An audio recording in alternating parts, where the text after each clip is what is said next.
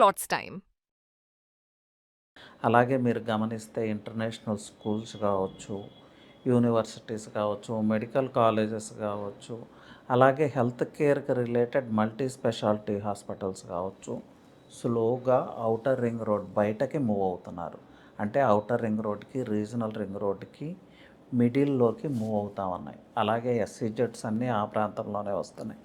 న్యూగా వచ్చే manufacturing units అన్నీ కూడా ఔటర్ రింగ్ రోడ్‌కి, రీజనల్ రింగ్ రోడ్‌కి మిడిల్‌లోనే వస్తున్నాయి. సో, ఇది ఏమవుతది న్యాచురల్‌గా పీపుల్ స్టార్ట్ మూవింగ్ అండి. స్కూల్స్ అక్కడే ఉన్నాయి. హాస్పిటల్స్ అక్కడే ఉన్నాయి. సో, వర్క్ ప్లేస్‌కి easy connectivity through ORR.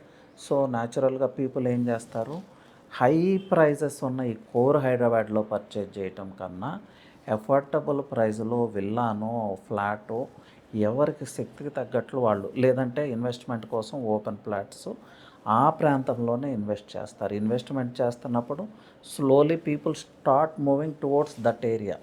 Out సైడ్‌కి వెళ్ళిపోతారు. ఔట్ సైడ్ అంటే ఓఆర్ఆర్ బయటకి వెళ్తారు. అంటే పాపులేషన్ పెరుగుతూ ఉంటుంది. కన్స్ట్రక్షన్ యాక్టివిటీస్ పెరుగుతూ ఉంటాయి. ఫైనల్‌గా అగైన్ పాపులేషన్ డెన్సిటీ పెరుగుతుంది. పాపులేషన్ డెన్సిటీ పెరిగినప్పుడు ఏమవుతుంది, ల్యాండ్ ప్రైజెస్ గ్రో అవుతుంది. ఇది ఆర్గానిక్ గ్రోత్ అండి. ఏదో అనౌన్స్మెంట్ మీద బేస్ అయ్యి ల్యాండ్ ప్రైజెస్ పెరగటం కాదు. వన్ బై వన్ ఈ డాట్స్ని మనం కనెక్ట్ చేస్తే ల్యాండ్ ప్రైస్ ఎలా పెరుగుతుందనేది క్లియర్ పిక్చర్, అంటే రాబోయే 5 ఇయర్స్ ఏం జరగబోతుందనేది మనకు ఒక క్రిస్టల్ క్లియర్ పిక్చర్ వస్తుంది. సో దీన్ని బేస్ చేసుకుని మీ ఇన్వెస్ట్మెంట్స్ని ప్లాన్ చేసుకోవచ్చు.